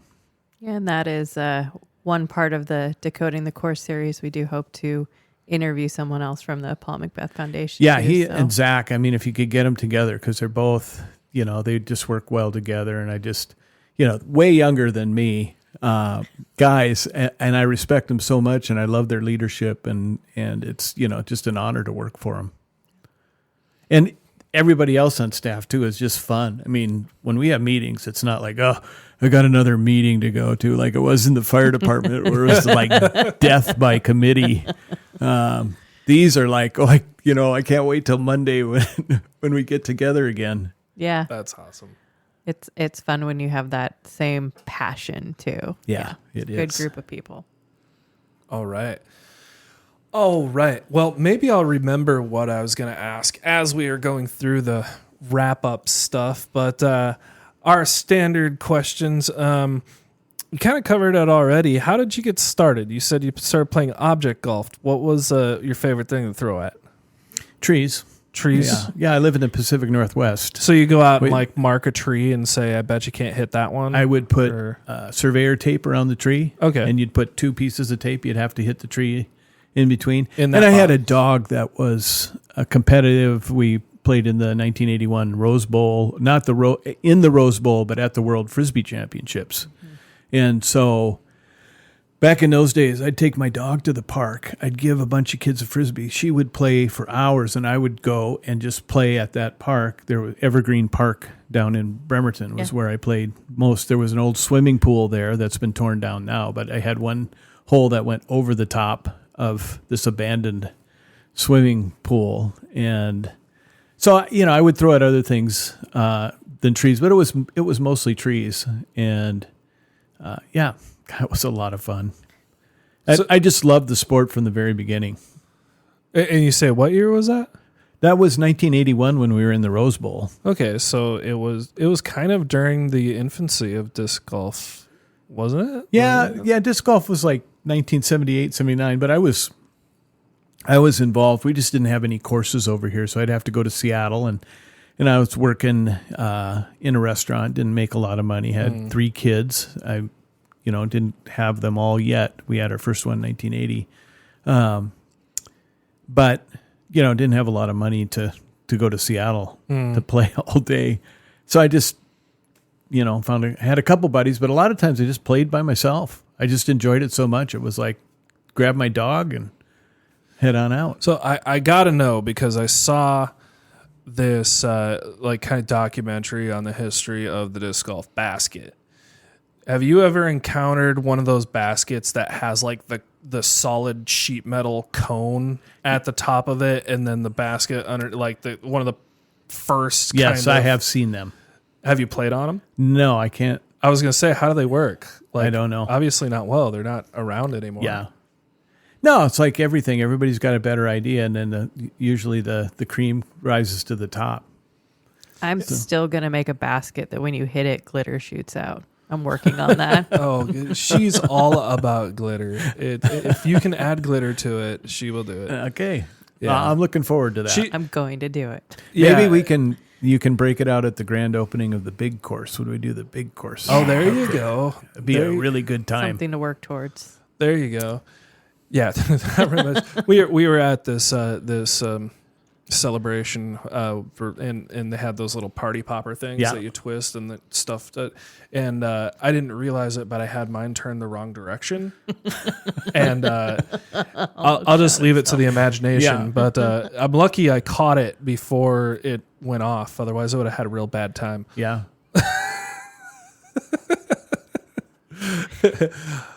All right. So, what is your favorite disc that you have ever thrown, or what's in your bag right now?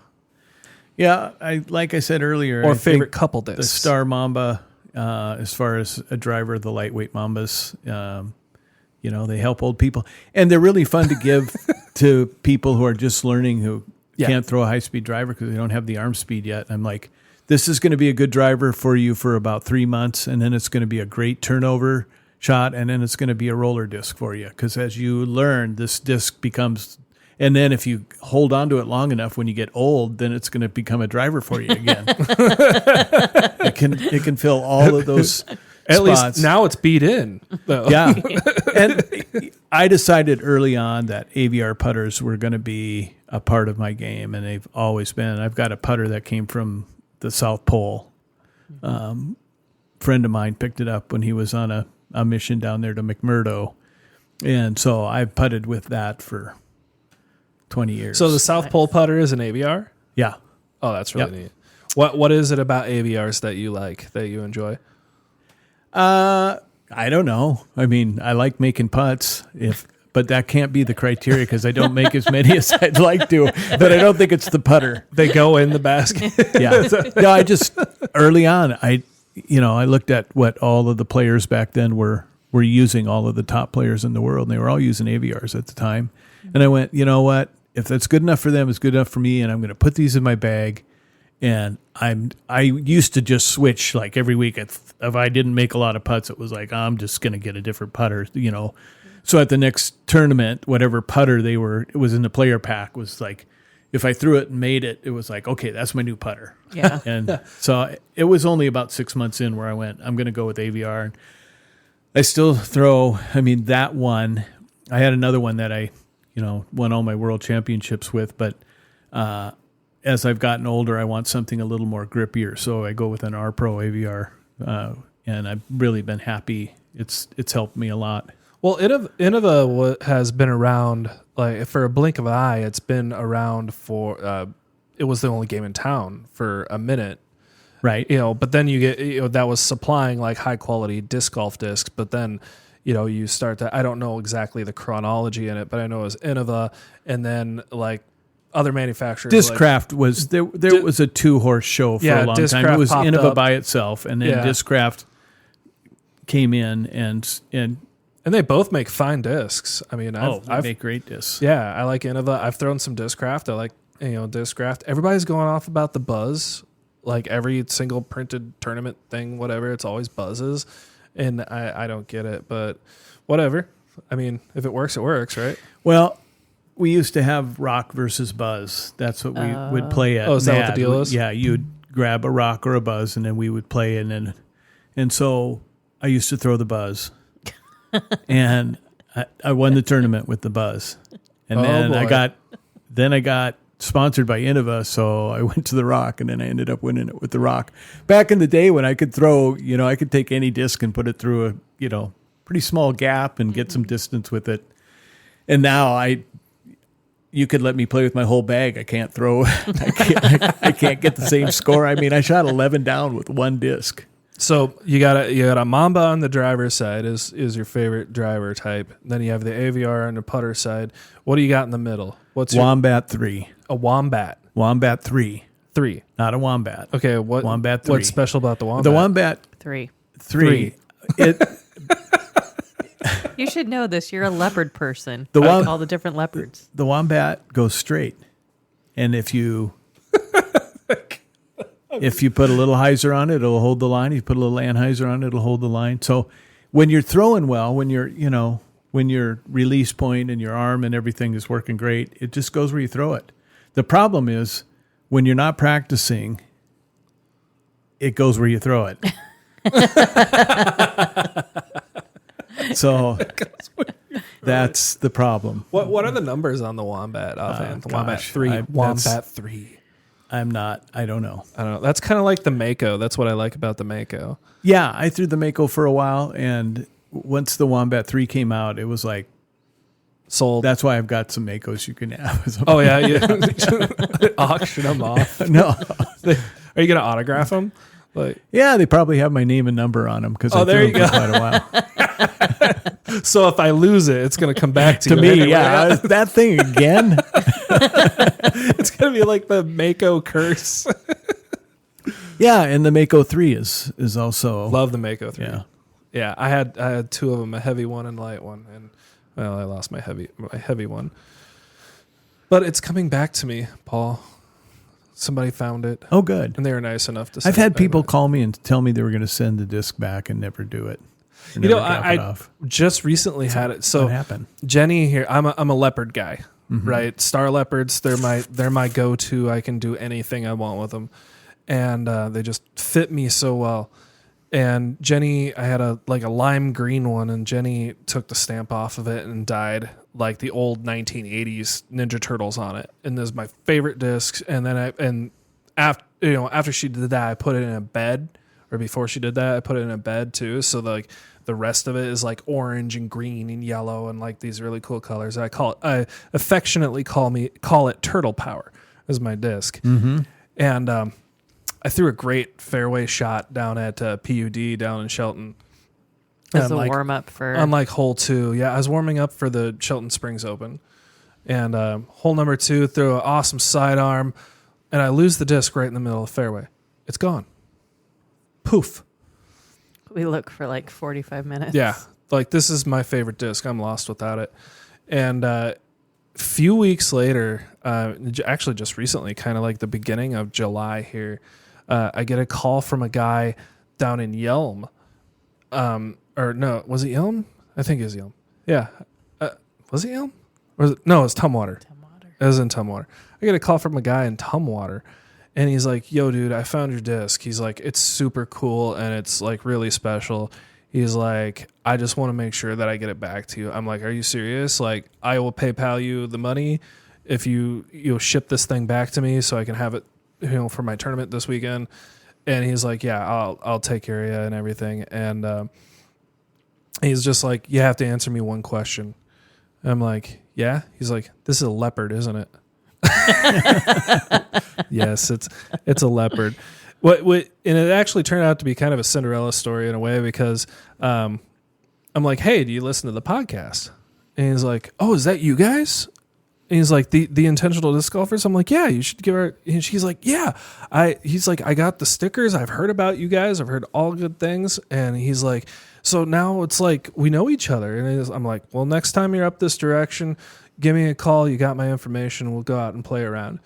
But I got the disc, and then we went to throw pink, and I shot a personal best at throw pink. So wow. Yeah, it was kind of like a really cool story. So yeah, whoever you are down at De La, if you found my Roadrunner, it's not too late to send it back to me. I know you've been using it for the last 10 years, but I'd still love to get that. I got De La. Okay, that's a good question. Like, what's your long lost disc? That's the Roadrunner. Yeah, it's a Roadrunner. What's so special about this disc? It would flip up and go straight, and it would die to the right at the end. And it was such a unique disc.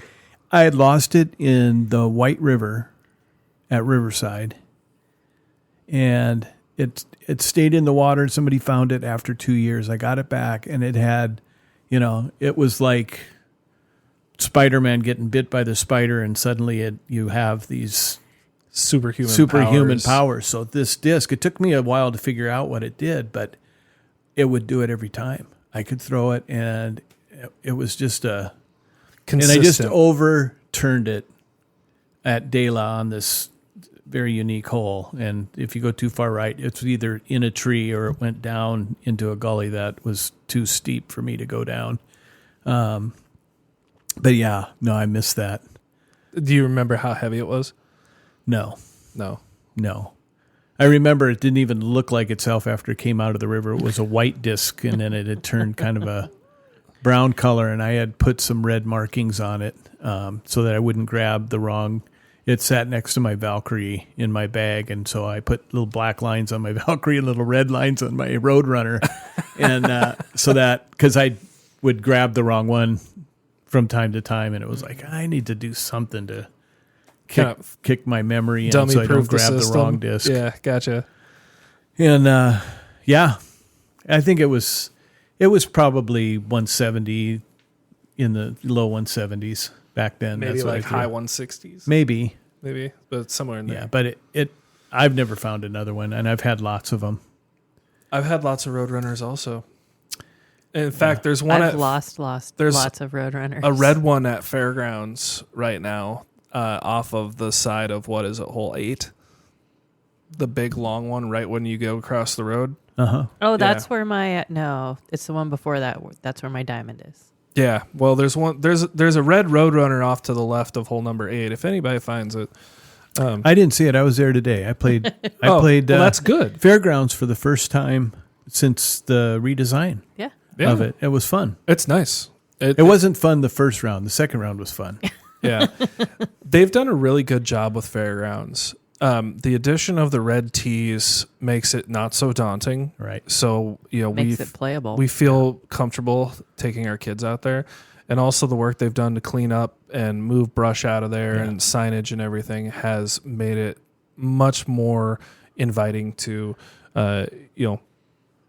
players that are of a lower marginal skill level. Yeah, no, West Sound Disc Golf Association is doing a great job with that stuff. And again, Jack Lorber had a big part of that. Yeah, it's turned into a really great course, honestly. All right, so a couple more questions, then we'll get her wrapped up and do our outro here. So in your journeys throughout life and in, with the consideration to disc golf, what has your experiences through disc golf, how has that helped you develop as a person? What things have you learned? What things have you taken with you that are still in play and helping you today? I think that disc golf has just been such a great recreation for me. When I was with the fire department, I was a battalion chief the last 16 years of my almost 30-year career. And there's a lot of pressure in the fire department. I enjoyed it. I loved being a firefighter until the last couple years weren't that much fun. And I found my fun and my relief in my family, in my relationship with God, and in disc golf. Disc golf was really good exercise and a place where I think it did the same thing for me that my wife said when we would go out in the canoe out on the lake here, and we'd paddle out to the middle, and then I was in the front seat, so I'd turn around and so we could talk. Mm-hmm. And she said, whenever we're out on the lake, all of the lines come out of your face. You're just so relaxed because, you don't have, and I feel that way with disc golf. And it's one of those things that I've always been a competitive person, but I never made it like, it's not like we're curing cancer is what I told a lot of people. It's like, we're just playing a game and it's supposed to be fun. And it's one of the few things I've ever done that even when I didn't do it well, I still enjoyed it. It was still fun to go out and challenge. I mean, certainly it's more fun to play well, and it's more fun to... Well, I've enjoyed more rounds than others. Some rounds more than others. Yeah, but sure. But even a miserable round, I still love watching a disc fly, and I still love the sound of the discs hitting the chains. And I've had so many. I mean, it's just created so many opportunities for me to, when we had the Bud Pell, we had the Deaf Disc Golf Association came and did their national championships at the Bud Pell. And so the people who were running it came and stayed with me at my house. And I don't know much sign language. I took 1/4 of sign language in college. And, but, we figured out how to communicate, and I played a lot of disc golf with them, and it was just like, wow. I mean, what a great opportunity to spend time with some awesome people and to help them get the course ready and do all of those things. And then, when it turned into applying at the Paul Macbeth Foundation and getting picked and being able to go and do that, it's just like, it was just a game that I started playing, and it's turned into just a really big part of my life. And I can tell you there are a bunch of Mambas and a bunch of Wombat 3s with team stamps on them all over the world now, because I bring those because it's like, okay, you've worked so hard on this course. I want to give you something that's going to give you an advantage over the other guys. And so for me, that's really fun to be able to give back. That's every once in a while we'll put some dyed discs in our bag, and when we come across some kids or something, we give them a couple of those discs too. That's really cool. Yeah, disc golf has been very serendipitous for us too. We have created this great or become a part of this great community. We haven't created anything, and it has shared many gifts with us. Just in the short time that we've been involved. I mean, hence this podcast. I mean, this podcast has been such a crazy ride. And we're grateful for every minute of it, even the times that we've been skeptical about it. And then it's like, wow, this is like a thing. So disc golf has so many opportunities and chances for community. And I couldn't agree with you more. Yeah, and the people. I mean, I really love disc golfers. When I was playing ball golf, I was a member of a local golf and country club, and I got disrespected as some hippie kid. That was, what are you doing on our golf course? And man, that never happens on the disc golf course. People are happy and friendly, and I mean, the relationships that I built through our club and in other areas, it's all about relationships in the end. Yeah. Well, and you're talking about how, you've never really had a bad day disc golfing. And, another Seattle light person, Patch Adams, discovering the power of happiness and laughter in healing. And when you said, we're not healing cancer here. Well, we are healing people in a way. We're bringing some amount of joy and comfort to their life by growing this sport and helping growing a community around this sport.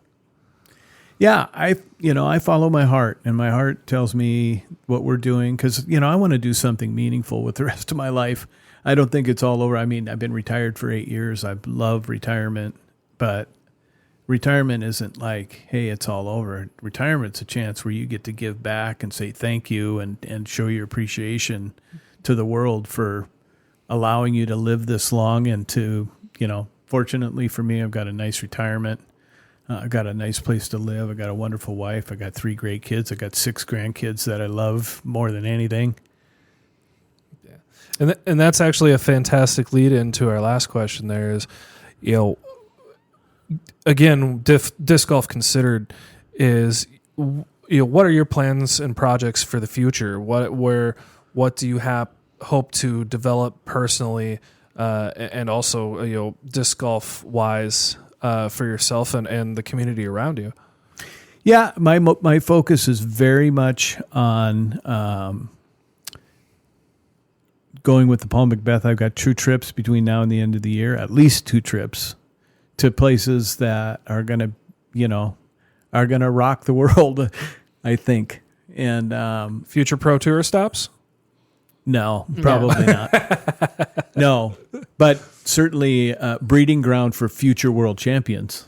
Absolutely. By making the game accessible to other places and meeting people. I have to tell you, I talked about the Pygmy project in Uganda, but it all comes back to the pygmies. The 2 other projects that we have there, one's at a university, which is a sports university, and they held the East African Games, and they didn't even have the permanent baskets in yet, and like all of the other colleges are like, we want that sport for us too.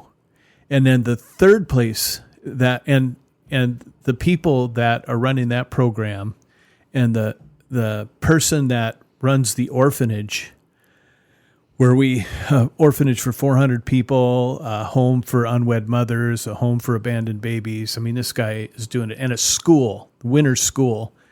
And those are 2 of the finest human beings that I've ever met that I wouldn't have met unless I was doing this sport. Plus, I met that whole pygmy tribe. But I mean, that's just Uganda. I mean, the guy who's running the program in Montenegro is another human being that is just like his story of how he came through, and he's a pastor now, but he was a criminal for a while in his life. And I mean, he let me into his life and told me his life story. And now he's like, I think this disc golf, because he's really bringing people to Jesus through sport. And he's like, I think this is going to be, a really big deal. And it's like, man, I got to meet this guy and hang out with him, and he's got such a heart for people.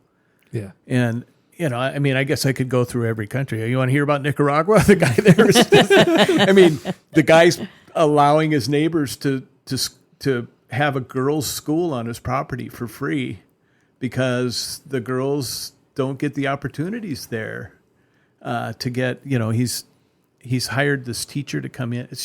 It's story after story after story, and it's all about relationships. Mm-hmm. And it's like, man, if I can pick one little piece of their heart up each time I meet these people, and it's just gonna improve me as a person. So yeah, I got a lot of growing to do. I mean, I've been around a while. I've seen a lot of things. I know what doesn't work. I'm trying to figure out what does work. But I know that loving people and helping them and coming alongside them, you might find that it isn't disc golf that they need, but we're there to help people be better either way. So I'm a blessed man to be able to do that. It really sounds like you're following your heart's calling, and disc golf is just a catalyst. It is. It's a fun one, though. Yeah. Yeah, it's a fun one. And I got a lot of personal satisfaction out of playing well for a while. No, I mean,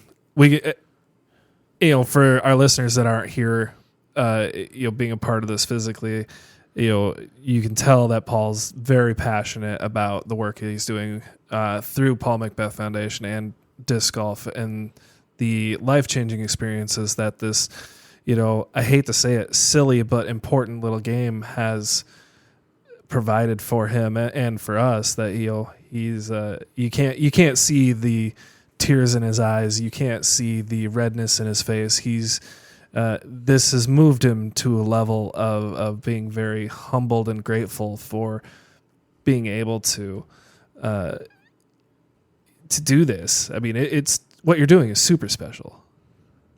And I think there's a lot of our listeners out there who are along the same path.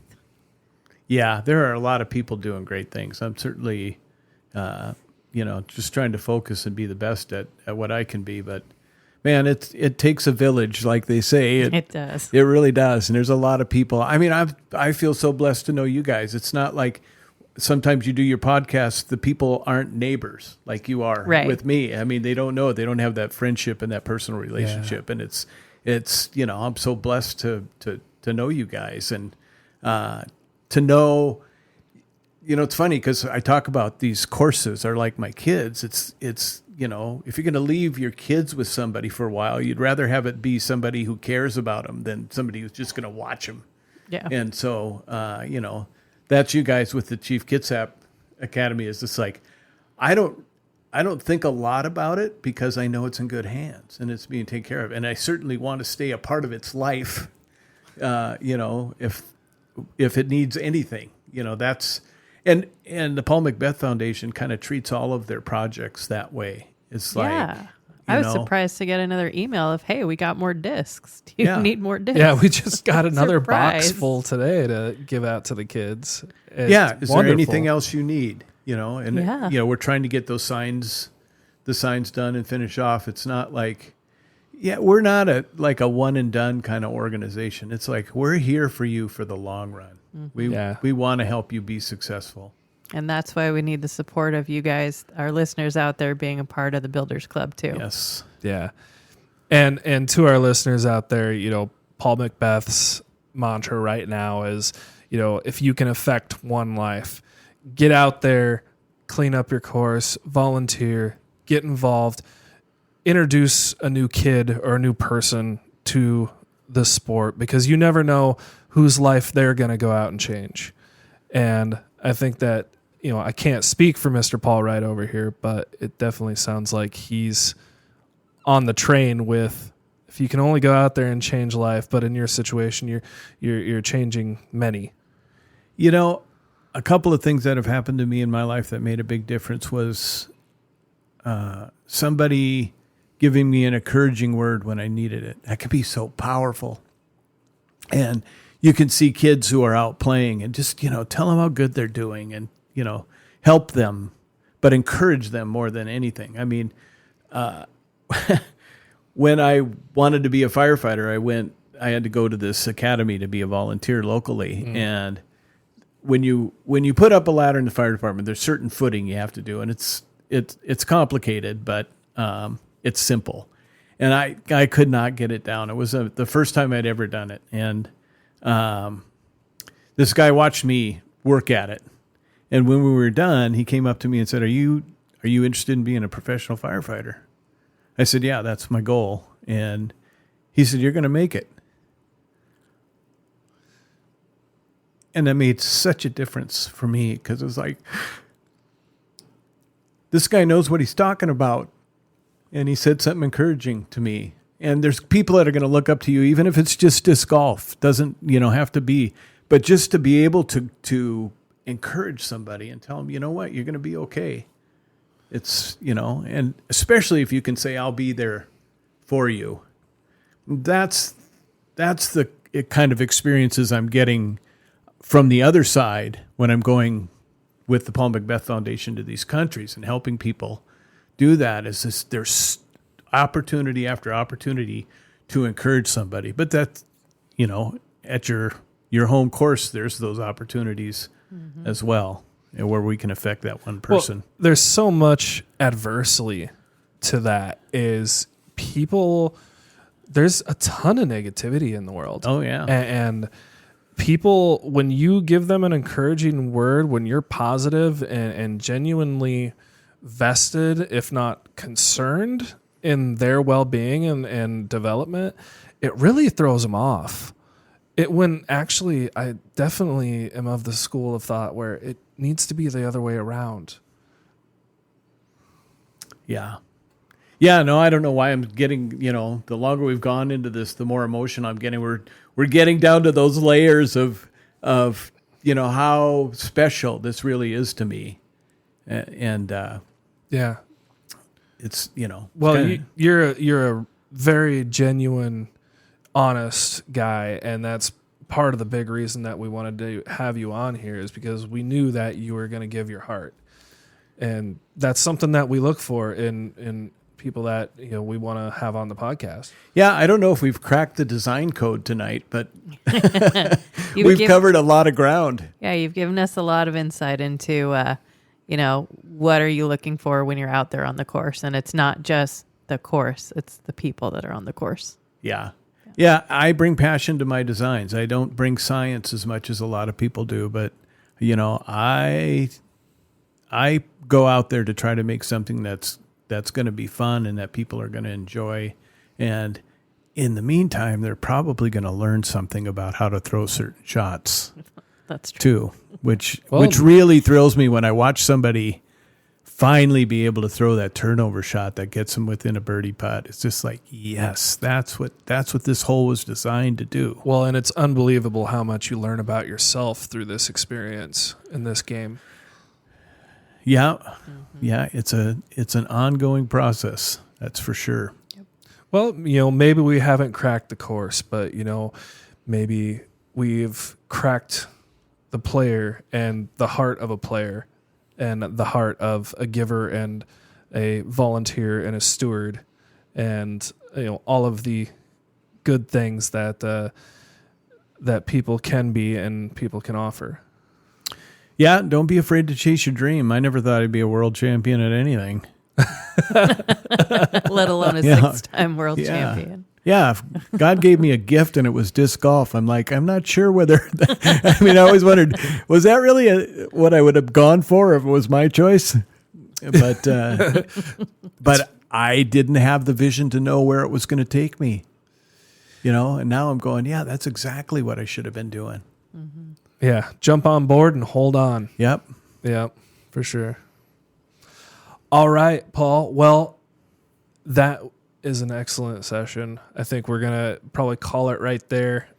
Very, very privileged to have you on board and share with us all of those wonderful things and insights. And, I know that our listeners out there are going to find you and your wisdom valuable, and a call to action to get more people involved in this wonderful game, especially with the Paul Macbeth Foundation. They're out there doing wonderful things, and I just can't say enough. So thank you so much for this time and being real with us. Well, thank you guys. It was fun I didn't know where we were going to go with this, but we took a walk into the past a little bit and maybe touched on the future and hopefully touched a few hearts out there. Yep. Well, that's what it's all about, isn't it? Yep. So, all right. Well, this is the Intentional Disc Golfer podcast. I am your intentional disc golfer, Brandon. This young lady over here is your intentional disc golfer, Jenny, I can't get over you're calling me a young lady. You keep making fun of me almost being 40. Hey, you look good for 60. Thanks. Thanks, James. And we're very privileged to have our very special guest over here sitting next to me, Mr. Paul Wright. Mr. Paul Wright. Mr. Paul Wright. So that is the Intentional Disc Golfer podcast for this episode. The first installment of cracking Paul Wright. It worked. Yep. And at the Intentional Disc Golfer podcast, we truly do believe that disc golf changes lives all across the board. So don't be afraid to go out there and grow the sport.